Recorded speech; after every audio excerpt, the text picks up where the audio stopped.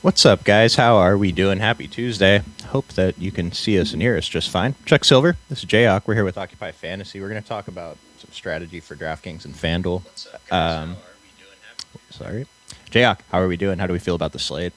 Yeah, man, looks like a nice little fun four gamer. Obviously, yesterday was unfortunate with Jokic getting hurt, but looking to bounce back today, man. Fun slate. So excited to break this one up. Yeah, was there an update on Jokic? He didn't tear anything, right? They said it was just like a 4-week injury, so hopefully he recovers it. All right. Yeah, that's a big boy, man. Like, Joel Embiid's been dealing with all these knee injuries. Jokic has been running pretty hot with injury luck, so I hope he comes back pretty good. We do have Joel Embiid on the slate today. He's down here in the model, though. He is questionable. Last I saw, probably expecting him to play, though. He's AK. He's pulling some ownership. It's a spot I'm kind of interested in, but I guess we'll take a look when we get to the Sixers. Anything you wanted to talk about overall on the slate before we get into it? Not too much. We touched on pre-stream. Keontae George, pretty much the biggest piece of news we have. This Boston game looks super enticing. So, yeah. Mm-hmm. Yeah, so let me pull up those other questionables just to make sure. But with Keontae, we probably don't get that news until after the first game locks. The slate starts a little bit later today, 5 p.m. PST. I'll find it while we talk about the Sixers. So I mentioned Joel Embiid's a little bit cheap. Model's not really identifying anyone else as super strong values. VJ Edgecombe stands out a little bit. Maxey's always good, and we still have Paul George here. What do you want to do with the Sixers? Yeah, I think Joel Embiid looks pretty solid both sides, like you mentioned. The guy I actually was looking at the most here was Paul George in tournaments. I do like the price point. So Paul George and Embiid were mainly the priorities. And then I think Tyrese Maxey, if you want to get unique in tournaments, looks interesting. We do have a bunch of really good card plays, but it's mainly the mid-tier guys, Embiid and Paul George here for me. And yeah, that's pretty much it. The rest of these guys, like Barlow, Edgecombe, they're fine to take stabs at, but it's mainly those other two. Nice. My mic fell off my desk, so talk to us about the other side of this game, Memphis. Yeah, no worries. So for Memphis here, kind of big piece of news. Let me pull them up in the model. But Jaw's back here once again. I think he looks solid both sides. He's projecting pretty good. So no issues with Jaw. Gigi Jackson was the guy I really wanted to look at on this team. We are still waiting on, I think, the status of, where is he at? It's Jock Londale. He was questionable. I don't know if we've got confirmation on that. But I think Gigi Jackson looks great.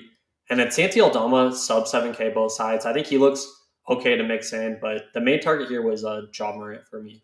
I think you could take a stab at Londale at 4.6K on FanDuel, but it's mainly just Ja. Did you have a different take here with Memphis? Let me double check. It's just difficult with Ja back because their prices haven't settled back in yet. I can say I know I was still somewhat interested in Cam Spencer. He's not pulling 0% ownership, 4 and 8%. It's okay. His price isn't good. Like I mentioned, he's one of those players whose price hasn't quite adjusted all the way back yet, but I'm okay paying a little bit more for him to be slightly contrarian. And then I'm getting kind of just sprinkles of everyone else. There's no one that I have over 20% in my exposures right now, but getting a lot of pieces from this team. Jaren Jackson's been really good recently, hitting the stock variants pretty strongly, so I kind of get that ownership at his price now, and I actually don't hate it. I think Smitty was kind of into it over the last few slates too. So, yeah, I like it. Did you have a hard take on Gigi Jackson because he's a good producer? I just don't know in 18 minutes if he's super interesting.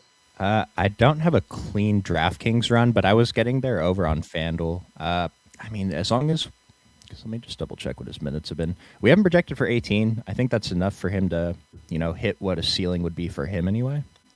Is he a small forward? Not a small forward. Power forward? Yeah. Okay. Yeah, 21, 22, 30 minutes. Even if we take a few off of that, seems pretty good. His ownership seems fine, so I'm pretty interested in that one. Anything else you wanted to talk about on Memphis? Yeah, I was going to mention Coloco, maybe if Londale sat, but assuming Londale does play, I don't have too much interest in Coloco. Okay. And then we moved on from the Sixers kind of quick, but I just don't think there was much there that warranted much discussion except for maybe Joel Embiid. Yeah, I agree. I think Paul George is fine to take stabs at. I'm not like super high on him though. We'll get to Celtics Jazz. So you mentioned that this was probably one of the more interesting games. We were talking before the stream about if we're interested in setting a rule max 2 of the big 3 here: Jaylen Brown, Derek White, and Peyton Pritchard. So where are you on those 3, and what do you want to do with I guess just that rule? Yeah, so I think they're all, first of all, great plays individually. Jaylen Brown, I still think is probably my favorite if I'm picking one. But in terms of the rule, like I was just kind of looking on a 4-game slate. I think there's ways they can all get there, but I just typically like to max the ceiling of 2 of them. So I think we could probably run 3. My favorites are Brown and Pritchard.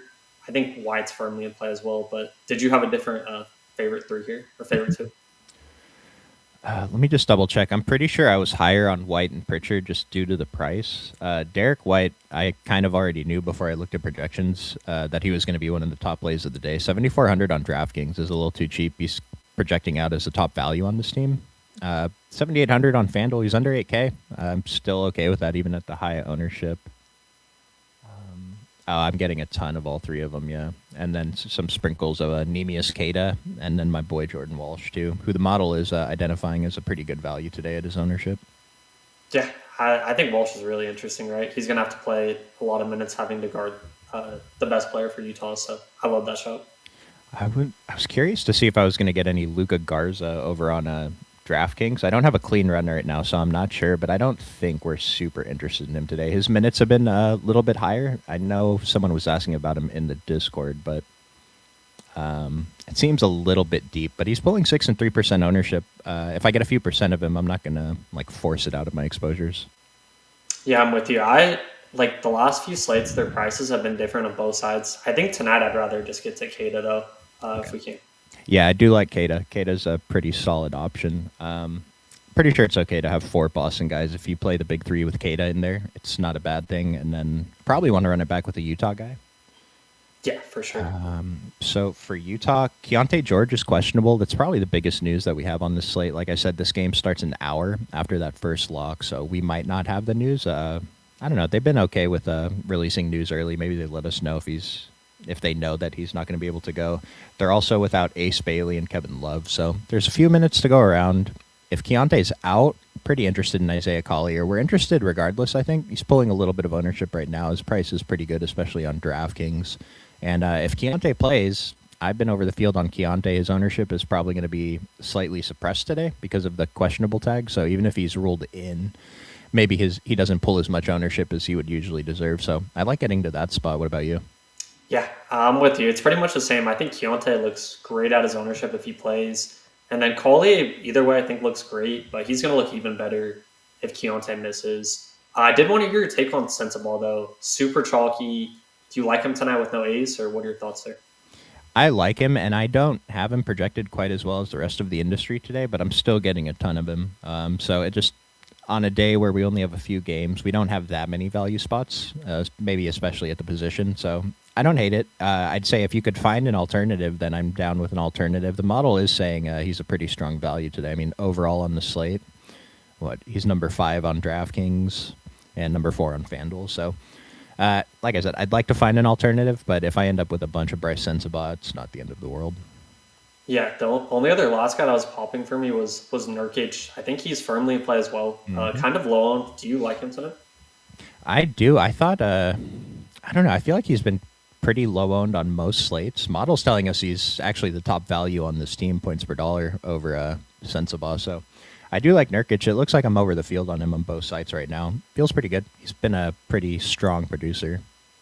Yeah, I really like him. I think it's just a great way to get more exposure to this game.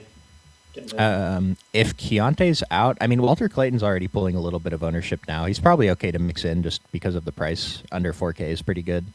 But if Keontae's out, Clayton and Collier, I'm pretty sure it's okay to play them both in the same lineup. They should still share the court for a few minutes at least. Maybe even if they don't, 24 and 24 is still probably enough at those prices. So going to be more interested in them if Keontae's out. And then we didn't really talk about Laurie, but the model likes him more so over on DraftKings. 7,900 price is good. He's under 20% owned. If we're playing a bunch of Boston guys, I think this is someone we want to be conscious about mixing in a little bit more of. Yep, agreed. And then to tag on to your Walter Clayton point. I think he's going to look fantastic if Keontae sits. So love that show. And since it is kind of a small slate, we do have to mention guys like Filipowski, Taylor Hendricks, and Svi Mykhailiuk. They're all projected for pretty low ownership. They're cheap value plays that we can mix in if maybe the rest of our lineup is a little bit chalky. And kind of the same reasoning with Laurie. If we're playing 3-4 Boston guys, I think it makes sense to play 1 or 2 Utah guys. It's only an 8-point spread, so we're not projecting a blowout. Yeah, I agree. And I hope the field likely sees the matchup and gets scared away because I think it's a really good game to target. Let's see. Hey, Happy New Year's, Jose. Yeah, we'll have one last show in 2025 tomorrow, and then we're on to a new year. Collier must be a beyond the model play. His value score is low on both sites. I'm pretty sure the model's not really fond of Collier on most days anyway, and like I said, we're going to be way more interested in if Keontae is out, which if Keontae is out, his Collier's model scores are going to all go up. Yep. I mean, last game he only played 15, but the games before that, his minutes have been very consistently in the 20s. I know some guys were missing. Maybe they're back, but I think he still looks pretty good even with Keontae in. And the ownership we have him projected for, 22 and 16, seems pretty reasonable. We don't have that many value spots. I'll mention, I'm pretty sure point guard is a little bit valuable today. It's harder to fit him in because we are very interested in Peyton Pritchard and Derek White. Jayhawk mentioned Ja Morant, and then other guys we haven't even talked about like Cade, James Harden, Luka, Tyrese Maxey. So it's kind of tough to fit in the value guards, but I think we do want to go ahead and do that. Yep, agreed. I'd mix them in for sure. We got the Pistons taking on my Lakers. As we know, the Lakers are really bad on defense, dude. It's astounding the defensive awareness that DeAndre Ayton has. He's standing there, and the dude's like going by him and dunking, and he's like, oh. But anyways, I do like Cade Cunningham today. The model has him as one of the top OF index plays. Is he the top? He's fourth after these other guys, but Cade against the Lakers, it's got to be a good spot. Like I said, it's hard to get other point guards in because of how strong those Celtics guys are, so Cade's ownership is kind of suppressed. Don't mind trying to force that in a little bit. How do you feel about Cade? Yeah, I think he's definitely under-owned for sure compared to the other players on the slate. I think he's in a great spot in tournaments if you want to get overweight. So no issues. I'm probably just going to try to get either around the field or maybe slightly over. Okay, nice. I'm only slightly over on Cade right now. Like I said, it's really hard to fit him in there, but I think we do want to make sure that we have him in our exposures. I've been talking down on Tobias like every day, and he's showing up in my exposures still every single day. It just, this 5K price works. Power forward and power forward, small forward over on FanDuel at the ownership seems fine. Asur seems fine. It's probably a good game for Asur actually against the Lakers. A lot of opportunity for turnovers. Karis LeVert is out, and I'm actually getting a decent amount of Jaden Ivey. I thought I was getting Ron Holland. I guess not, but Jaden Ivey was popping 3,900, 4,300. We have him projected for 24 minutes, and he actually is pulling some ownership today. What do you think about that? Yeah, I did want to discuss Ivy because I think he's super interesting. I think he's pretty solid. I have him as one of the best value plays, but yeah, I think I'd prefer Ivy to Cade if I had to pick one, but I think he looks pretty good either way. So did you have a different thought here? I'm getting a bunch of him. It doesn't necessarily feel great, but I mean, he's been really bad this season since coming back from injury, right? But the price is right, and I'm trying to see why he got this boost in minutes in the last game. Everyone was in. No one was out, so not sure what happened there. Maybe he was just playing really well because he came in the middle of the third quarter, and then he closed the game. They were getting blown out by the Clippers, but do you know anymore? I'm not too sure. I didn't pay much attention to that game last game. Okay. Well, either way, Karis LeVert is out, so those minutes for Jaden Ivey should be secure. Maybe Karis got hurt in the second half because it looks like Jaden probably, I don't know. They usually share the court, so it's kind of weird. But either way, I think we can project Jaden Ivey for a few more minutes than usual today. We have him for 24. That's maybe slightly aggressive. I will mention these value scores, even at 24 minutes, considering he is the chalk value, like they don't jump off the page, right? So model's telling us Jaden Ivey, good play, but not like the value play that we're going to be jamming in, right? Yeah, I agree. And it's a 4-game slate, so we just have to look at these guys a little bit more harder than we typically would on a bigger slate. With Ron Holland, I mentioned him. if he was like much lower owned, he is a bit of a ownership discount off of Jaden Ivey, but if he was like lower than this, I'd be a lot more interested in. Model's telling us he's not great. He's only projected for 18 and a half minutes, but I think we could give a couple of those Jaden Ivey minutes to Ron Holland. He'd look a little better, still not great. So I think final word on Ron Holland. Maybe his ownership's a little bit high, but this 3,400 is pretty useful to help us get to another stud in our lineup tonight, so I don't hate it. Yeah, I think he's fine. I would obviously prefer Ivy, but no issues if you want to mix in some Holland. Power, I'm getting a magnetic feedback pretty strongly. I'm sorry, dude. I can't find my charger for my usual headset, so I had to go back to my old setup, so didn't have time to test it. I'll try to make it better for next time. Thanks for letting me know, though. I hope it's bearable. And then, did we mention Jalen Duren? I think he's fine. He's one of the few pay-up centers on the slate, so it's probably not bad to get to him a little bit more. Yeah, I think he's fine. Should have a pretty good matchup against Aiden, so I'm fine with it. Yeah, I mean, I want to think Ayton is good on defense, and I still have hope, but the stats don't quite reflect my hope. I'll mention it is kind of weird. Pistons are only 2-point favorites against these Lakers. I guess Vegas has a lot of faith in Luka.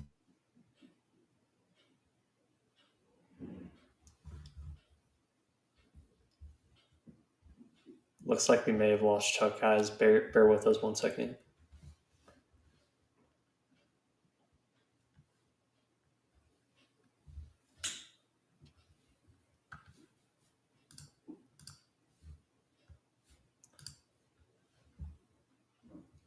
Bear with us. I think he's still frozen. Let me check.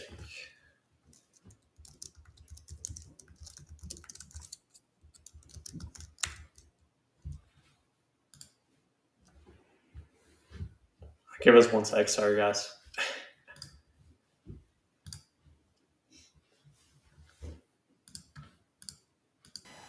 I'm sorry, fellas. I don't know why that happens. Can you hear me? Yeah, we're good now. All right. I have no idea when I cut out. I was talking about Luka. I love him. What do you think? Yeah, I think he looks great. Obviously, he's coming off a pretty good game. Ended up like crushing in the second half, but I think he looks great if you can get up to him.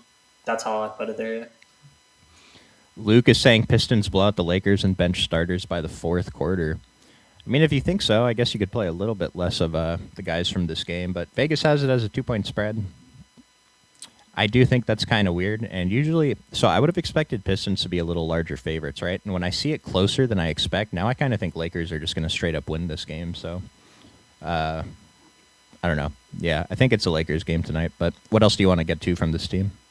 Yeah, so I was really high on DeAndre Ayton last game. I think he's still fine to mix in. Durant's not like a horrible matchup, so I think Ayton's fine. And then speaking of Ayton and LeBron, did you see the Ayton lob to LeBron last game? He was pretty psyched about that. Oh, I don't know if I did. No. He was on an interview, but yeah, I think LeBron's fine as well. He looks better on FanDuel, 8,700, no issues there. And then Jake LaRavia, I did want to talk to you about him. Kind of popping for me, both sides, sub 5K. Did you have thoughts on LaRavia? Yeah, he was popping for me a little bit too much. We haven't projected for 12 and 22% ownership. I was getting quite a bit more than that. I'm not sure why. It's like not like his price is outstanding and his projection is, like a normal projection. So I thought that was a little bit weird, but he's been good. Minutes have been strong. He's one of the guys that seems like has JJ Redick's trust right now, and JJ Redick is just mad at the world. He wants to burn this whole franchise down, if you've watched his interviews recently. But I think LaRavia's minutes are pretty safe, which is the big thing. And kind of along those lines, Marcus Smart, price is okay. He's kind of shown us he has the ability to go off sometimes, and the minutes should be there. So I don't mind mixing him in a little bit too. I guess he's kind of a pivot off the Utah guys. Yeah, and then Jared Vanderbilt, lastly, was pretty popping for me. Do you like him tonight, or are you staying away from him? He's probably my least favorite player in the whole NBA, man. Like for DFS purposes too. It's so tough because how is this guy out of the rotation for half the season, comes back, and then still doesn't do anything? Like 26 minutes, 24 fantasy points, 25 minutes, 22 fantasy points. How many shots? Like he's not taking shots really, which is good. Well, a guy we don't have to depend on for scoring to get there fantasy wise, but I don't know. I'm not a big fan. His ownership isn't crazy or anything, though. So 7 and 10%, like it's fine, and the price is under 4K. That's good. Yeah, I'm with you. I'm kind of trying to stay away tonight from Vanderbilt. Yep. Go. Chuck froze like Mark Williams after Jose hit him the other night. Dude, I watched that replay like 12 times. You know what that punch reminded me of? Maybe I'm pronouncing his name, Round Odor in the MLB a few years ago. Like, that's the cleanest hit I've ever seen in a game. And then this wasn't as clean as that, but like it kind of looked the same. We haven't had many clean hits in the NBA. The most recent one I remember before that was Rondo, Chris Paul, right? Yeah, that was an old one. Yeah, we need more fights in the NBA, man. Shout out to Jose, scrappy little guy.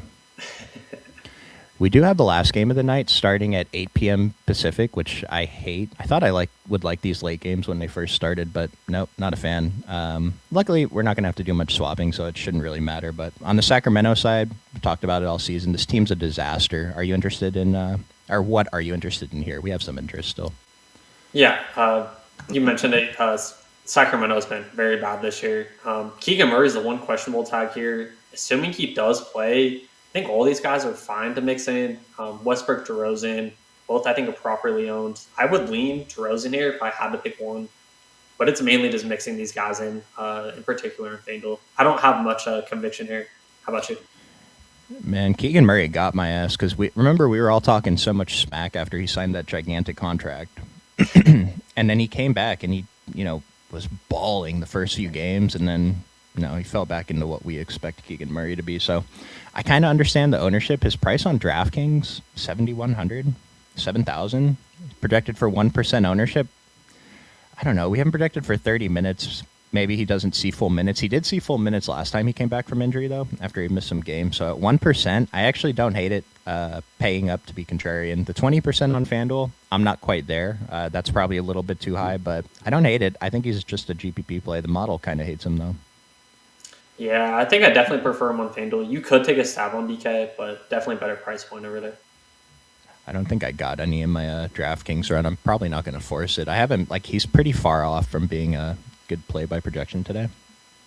I did want to ask you, Chuck, about the center rotation here for Sacramento. Precious, Reynaud, all these guys. Did you have any interest in any of these guys in the tournaments?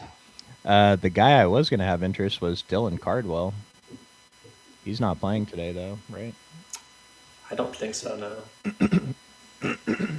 Yeah, I don't even know if he's in the pool. He was over on FanDuel, but I don't know. It's a weird one. This guy's been pretty good, right? Maxime Reynaud. He has, yeah.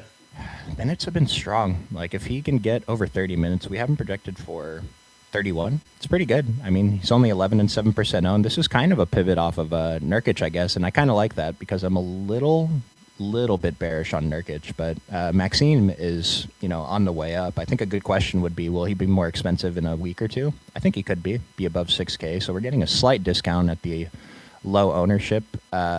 The Clippers matchup, he's going against Brook Lopez mostly, and Brook Lopez is not a good rebounder, but he might be an okay defender still in his advanced stage. So, but either way, I don't mind taking shots on Reynaud and Precious. He's a fine value play. I would look at him as more of a last man in type play if you have one roster spot left and you have the salary for him and he makes the lineup work. Sure. He does have a ceiling, though, too. Yeah, I'm with you. I prefer Reynaud, definitely point per dollar. Dennis Schroeder and Malik Monk are kind of interesting, GPP value plays, I guess, alongside Keon Ellis. I guess Nick Clifford is pulling 4%. I don't think there's anything about any of these guys that stands out, but if I get a few mixed into my exposures, I'm not going to hate it. Maybe for the showdown, would you have any kind of preference between any of these guys? Yeah, I think these guys are all fine to mix in, especially in showdown. Nick Clifford's kind of the guy that I want to take stabs at. He's shown ceilings in these past games, so I don't hate taking a stab there. Keon Ellis, he was super tough last slate. Maybe he bounces back, but I just mix those guys in showdown. So Malik Monk is back in the rotation. He was out of it for a few, but he played 19 minutes 2 days ago. We have him for 16 at 0 and 1%. This is a shot I think we want to take, especially on the showdown slate. You don't have to get much to get over the field. Nick Clifford. So he played 29 minutes in the previous game, but his rotation was kind of a lie. Hold on. Yeah, 29 minutes. Minutes have been strong pretty recently. I didn't realize he's been actually performing as good as he has been. But he came in the second half pretty early into the third quarter, and then he just never left the court again. Now, the Kings lost by over 20 to the Lakers, so he did get all of the blowout run. What was the spread here, Jayhawk? 10? 10 and a half? Yeah, pretty healthy. It actually seems pretty close. I wouldn't have been surprised if that said 15 and a half. I would have been like, all right, cool. We can play a little bit more Neek Clifford hoping for a blowout. I think that would be the angle I'd take, though, if you're trying to get to one of these cheap guys. Hope that the Clippers blow them out. A little awkward because we're very interested in Kawhi Leonard tonight. But I don't hate it. Yeah, that's a great shout. I think both those guys make more sense on the blowout. I think if we're playing for the close game, maybe we look at DeRozan and Westbrook a little bit more. I got about with the field on DeMar and Russ. I think they're both fine. I don't think anything stands out about them. The model's not really into it today. Yeah, it's a tough team here overall.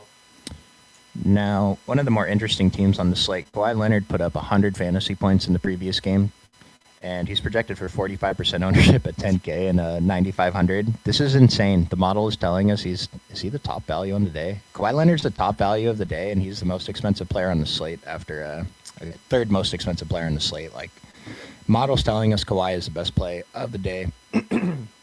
We do have him projected for 38 minutes. Has he been playing 38 minutes? Seems high. What do you want to do with Kawhi? Yeah, I looked for ways to get off him, though, man, but I think I'm just going to eat the chalk here. Super good spot, and he's just been balling out, man. So love Kawhi here. No issues jamming him in. It was so funny to me that they're like, yeah, Kawhi has a new career high when he had 46 or 45. Like, how has he never scored 50 before? And then he just smashed it, not to mention the 8 stocks. Shout out to Kawhi. I think he's an awesome play. I'm going to play a ton of him tonight. This isn't quite a lock for you, though, is he? I wouldn't say a lock, but I definitely want to be what's his ownership 45. I want to be overweight to that for sure. My current FanDuel run, I have 60. Sounds good to me. Yeah, I like that. I'd probably be like 60 to 65, somewhere in that range. I have a decent amount of James Harden, too. What was his ownership coming in at? 39 and 40, so he's also kind of mega chalk. I mean, if you have to pick one, the model is strongly preferring Kawhi, and we're not getting enough of an ownership discount off of him to James Harden, where it's like, well, I want to get the lower-owned guy. They're essentially the same ownership, so model's telling us Kawhi is the better play today. If James Harden was much lower-owned, I'd say he's a pretty good pivot off of Kawhi, but I don't know. I think he's fine. I think you can play both of them together, too. Yeah, I was just about to ask that. I think both are probably fine to run together. They're both pretty good price points and good matchups. So. And then the two value plays here that I think we should be most interested in are Chris Dunn, who the model's not really identifying as a great value, but over on FanDuel, this 4,400 is really useful. And then Brook Lopez. He's probably very boom or bust in nature. Could definitely fail pretty easily, but then he could also go out and hit 9 threes like he did the other night. Model likes Brook Lopez a lot more if you need just one of these value guys. Ownership seems reasonable. What do you think about Brook? Yeah, so both of us were kind of iffy on him. The slate he was chalk. I actually kind of like him if he's going to be low-owned. Sacramento is not a great post team overall in the interior, so I like mixing him into tournaments. So, yeah, I'm kind of fond of him tonight. Oh, nice. Yeah, Keegan Murray's confirmed playing. Thanks, guys. Any love for Brolo?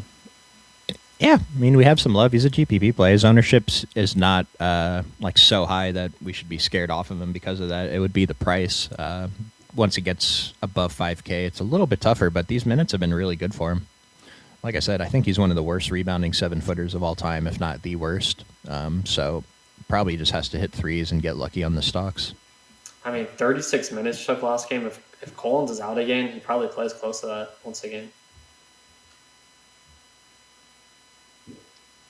I don't know what this is. Do you know what this is, Jayhawk? I have no idea. No. Coquito? Yeah. Clifford low-owned play of the day.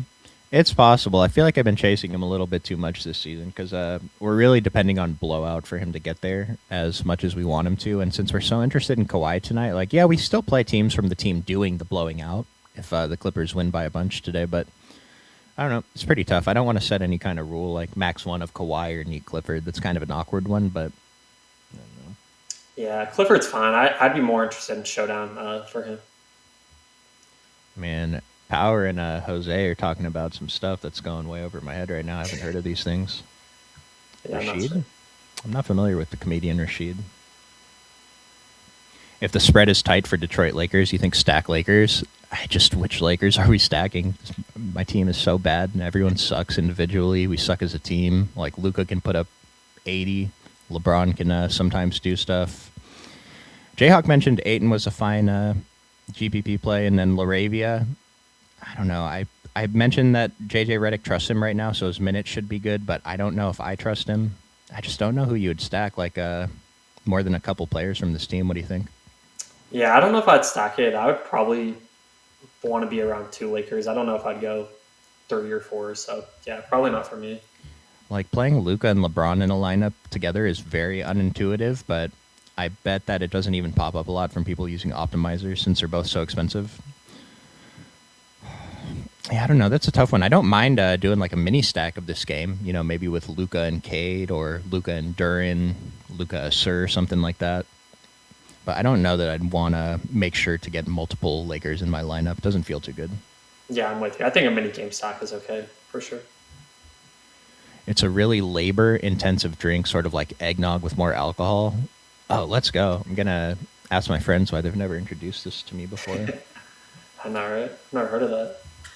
We have some pretty good time. This is like the quickest I've ever made it through a slate. So shout out to you, Jayhawk, for helping me do that really quickly. Of course. Let's build a dummy and we'll get out of here. So for DraftKings, who are your first players that you want to put in here? We got to go to Claw Man, Kawhi Leonard. Let's get him in there. Kawhi, yeah. Yeah. Small forward, okay. Let me see. Value plays. I guess we'll put in Bryce Sensabaugh since he's kind of the chalk. Yeah, I think it's Sensabaugh for sure. I don't feel great about it, but I am going to have him in a lot of my lineups, so hopefully he just hits a few threes. Should we put Jaden Ivey in there? Yeah, I was going to say Ivy and then definitely at least 1 to 2 Boston pieces. Right, we'll get Ivy. I think Derek White is my favorite out of the 3, so let's start with Derek White. I like it. And then this is what I was talking about with the guard thing. Like, we only can play 3 point guards essentially over on DraftKings, 4 if you count shooting guard. We already have 3 of them taken up with 2 value plays and Derek White, so we got to be conscious about it. Maybe we'll end up taking one of Sensabaugh or Ivy out so we can get a different value position in there. Did you want to try to get in Brown or Pritchard in this one? Yeah, I think it's fine. I was going to ask you, are you more comfortable getting 4 guards tonight instead of a double center since we have a lot of great guard plays? Yeah, there's not, I'll go back to the model. We'll sort by just centers. I mean, Embiid, Duran, JJJ has power forward eligibility. So Nurkic, Ayton, Keita, Reynaud, Brook Lopez. There's not I don't know. The centers aren't super good today I definitely want 2 of these guys in every lineup. I do think a lot of my lineups are going to lean towards having another guard in that utility spot. Yeah, I'm with you on that one. I want to try it with Jaylen Brown. Don't like Peyton Pritchard right now, but Peyton's still fine. I love that. Yeah, that's a great start. I like that. We need a power forward. Can we get a cheap power forward that's not named Nick Clifford? Let's see. We talked Gigi Jackson. Ron Holland's cheap. Ron Holland's. Oh, Jordan Walsh is cheap. Yeah, Jordan Walsh is cheap. Jordan Walsh instead of Peyton. Yeah. Yeah, we could run that. We didn't end up getting a... Oh, we have Sensabaugh. That's not really a Utah run back, though. Let's assume Keontae's out. Put Collier in the util spot. Leaves us 7,200 for a center. Dang, almost got to Duran. That would have been nice. This is such an awkward slate, actually. I just feel so awkward right now. Power forward's really difficult tonight. It's a tough position. Yeah, let's take Walsh out of there, actually. Who's a model telling us to play at power forward? For value, Jordan Walsh. So funny, dude. Laurie's number 2, though, so I'm going to try to build this with Laurie. That's so funny that Jordan Walsh is the top model power forward on DraftKings, so only 3,200 for center. There's no one playable. Well, you're going to have to move something around. I want to finish this lineup, though. I don't just want to leave it unfinished, right? Should we go Tobias and at 5K for Detroit? I know we mentioned him. Oh, buddy. This is the type of play Tobias is. If you have the salary with 1 roster spot left, he's sure, slide him in. I hate him personally, but his price is not bad. What am I trying to do here? Jordan Walsh. What's center? Maybe that's going to help us figure this out. Nurkic, Kata. We could get to Embiid if you want to go all the way up top. We could do Nurkic for the run back against Boston a little bit, I guess. Yeah. We have 1,200 on the table. We'll have to upgrade Collier or Ivy. Let's take Ivy out. He's the one I'm most iffy on. Okay, I like it. We'll get Collier at point guard. 5,100 left for a utility. Lets us get to Brook Lopez, Jake LaRavia. Chris Dunn is fine. It still doesn't feel great. I think you want to maybe move something around there, but what would you change anything here? No, I think that's solid. Just get overweight to this Boston game. I think that game should be super close. Doesn't feel great not getting much of Philly Memphis, but it's not like a bunch of pieces I love in that game. Raynaud saves us a few dollars, and it lets us get up to a Kata in the util, Tobias Harris, which is fine. I like that. If we go a little more value at center. Dylan Cardwell? Do we just not have him projected for minutes? Is that why? Did someone return today? I think Eubanks returned, right, for Sacramento? Okay. Dude, this guy would have been in 70% of my lineups today. Yeah. Luka Garza's not great. Precious, take a GPP shot, leaves us 6,900 to get to Paul George, or, Paul George. Yeah. Seems okay, too. I think our core there with everyone else minus Precious is a pretty good core there. Oh, with Don Q, Crystal Rum? Okay. Westbrook revenge narrative? Dude, if we played every Westbrook revenge narrative, we'd be jamming him in every night. He has a revenge narrative against half the teams in the NBA. So true. Yeah, I mean, the Clippers are maybe one of the more fresh ones, so maybe he's a little bit more mad, but Clippers aren't bad on defense, so. Are there any must rosters in the late night hammer? I feel like it would be Kawhi if there's one guy. I mean, who else do you want to enter the fourth quarter already having 50 fantasy points, right? In the last game of the night. Yeah, I was going to say Kawhi too. Maybe you could put like Jaden Ivey, but I don't think he's a must, so it's mainly just Kawhi. Let's build a quick one on FanDuel. Maybe the construction looks a little bit differently. So for me on FanDuel, my first player in is actually probably Jaylen Brown. I like it. Yeah, Jaylen Brown and Derek White are my first two players in for sure over here. Well, Derek White anyway. Jaylen Brown, very, very strong play, and I'm getting a bunch of Sensabaugh again. Should we just put him in there? Yes, sir. I love it.